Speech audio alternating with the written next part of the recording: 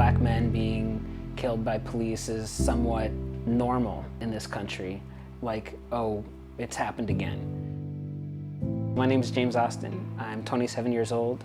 I'm a filmmaker from Los Angeles, and formerly I was working as an executive assistant for a film company here in the city. Hearing the news about George Floyd being murdered by the police, that news itself was not what was surprising, because unfortunately those kind of events, black men being killed by police, is somewhat normal in this country. Like, oh, it's happened again.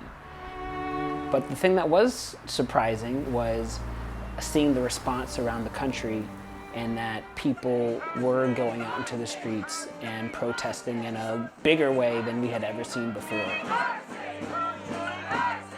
I didn't want to relive the trauma of these similar kind of events in new forms. So right away I didn't go out and protest, because I still also hadn't really made up my mind yet about sort of the events and how I was feeling about them.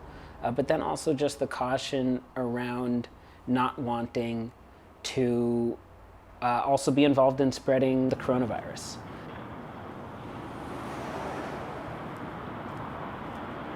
There was a friend of mine, her birthday was coming up, and we were sort of talking about if we wanted to do something for her birthday, and then she expressed to like me and some, and a couple other friends of ours that she wanted to protest for her birthday. Hello. Hello. So why did you feel like you wanted to go out and protest for your birthday? Being Chinese American, we are also considered people of color in this country. We are considered minorities. And especially with COVID, we've seen a lot of racism towards Chinese people or, any kind of Asian. I've been sitting at home, reading about the protest, watching it every night on TV. Everyone was talking about and all the issues. It was so moving, and it was like I felt so angry and so powerless that there was just no way that we could continue sitting at home and just watching it on TV when it was happening like right outside of our windows.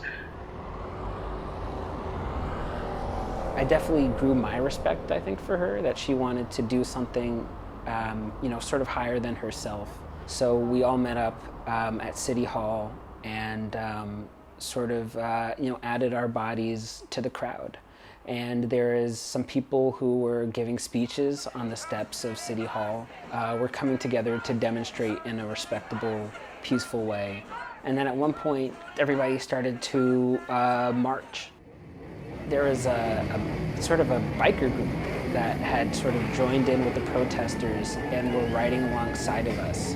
The bikers with their machines, vocalizing this anger, this upset, this unity that they wanted to express of we are all here together protesting the same thing, because it's so loud and it's so powerful. It's like there's no way you wouldn't be moved by it.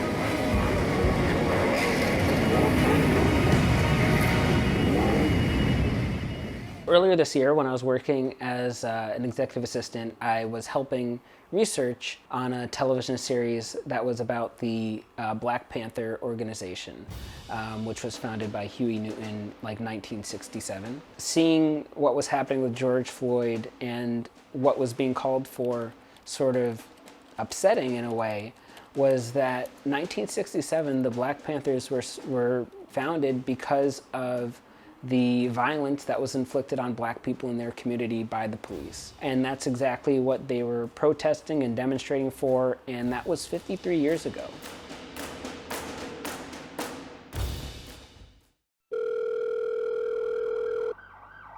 So many of the same type of incidents and things that I saw growing up is still continuing. How can I protect my child from the world if I don't tell my child about the dangers and the vulnerabilities that they have being darker skinned in the world? How can I protect them? I can't tell them, oh, the policeman is your friend.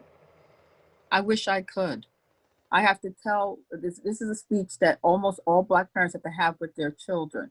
When you are approached by a police officer, no sudden moves, no this, hands on the wheel, which a lot of white parents don't have with their children. Over at Silver Lake, they decorated the fence with the names of countless Black Americans that had been killed by the police, and you could just drive along there and just see name after name after name after name. I mean, I can't even go off and list half of the people that were, because the list is unfortunately very long. There was a friend of mine, we were helplessness of like, what do you do in the face of something so large? But we don't have to tackle the big picture. We can tackle the people around us. It's like, let's talk to our friends, let's talk to our family, let's get involved in a very local way and see what we can change just in our neighborhood. Can we share ideas and influence one another and be more accepting of the people in our own lives first before we try and do something in a big, big way? You know, that's what I hope to do with my own filmmaking, and kind of turn them into places of conversation.